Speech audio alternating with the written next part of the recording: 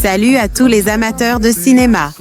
Je suis ravie de vous accueillir sur ma chaîne Cinémotis, où je partage tout ce qu'il y a de plus intéressant sur les films à venir et ceux déjà sortis. Je vous conseille de vous abonner, car il y aura beaucoup de contenu passionnant. Et c'est parti. 10 ans après Le vent se lève, Hayao Miyazaki revient avec un nouveau long métrage, Le garçon et le héron. Officiellement, l'un des plus grands réalisateurs au monde menait une retraite trop ennuyeuse pour lui, au point qu'il a repris son vélo pour retourner au studio Ghibli. Plus officieusement, il a repris les pinceaux pour venir en aide à un studio en difficulté financière suite au flop de La princesse Kaguya.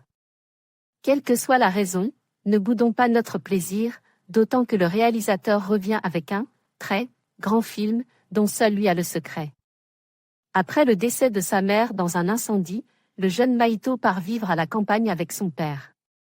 Là-bas, il va croiser un héron cendre qui va le guider jusqu'à une vieille et étrange tour.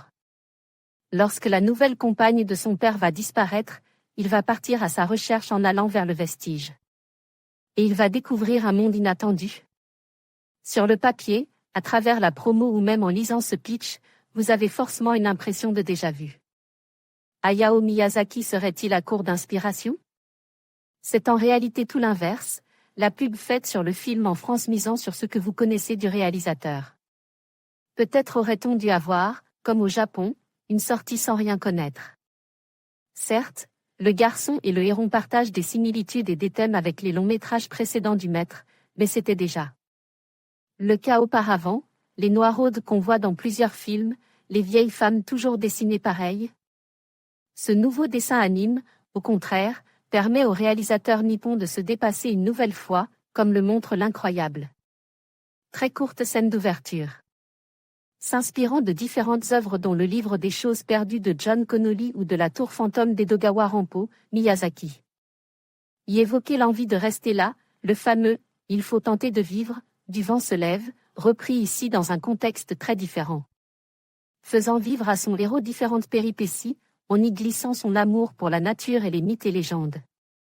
Les images sont sublimes et la réalisation, pratiquement sans CGI, est époustouflante de beauté. On pense au quêteur du fameux « nouveau Miyazaki », japonais qui n'a pas besoin d'être puisque le réalisateur est toujours au sommet de sa forme.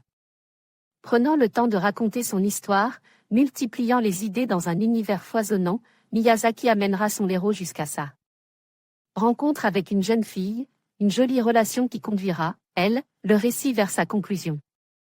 Même si le réalisateur cherche à nous raconter autre chose, difficile de ne pas voir dans son récit et dans sa conclusion son chant du cygne. Dernier film ou pas, sans toucher les sommets d'un Princesse Mononoke, le préfère de votre serviteur, ou la poésie d'un Totoro, le garçon et le héron est une jolie conclusion. Jusqu'au prochain ?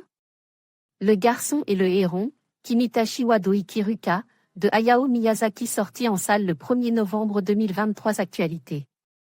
Top Actu Beyond the Spider-Verse se dévoilait en images mardi 1er avril 2025. Actualité, Top Actu Avengers Doomsday, le casting annonce. En direct mercredi 26 mars 2025 à ne pas manquer, actualité, Happy Hour, nos vidéos Happy Hour DS95 avec Johan Cavege, Fantasy. Moondir, mercredi 26 mars 2025 série, Top Actu Carême, la bande-annonce jeudi 20 mars 2025 actualité, Top Actu Beyond the Spider.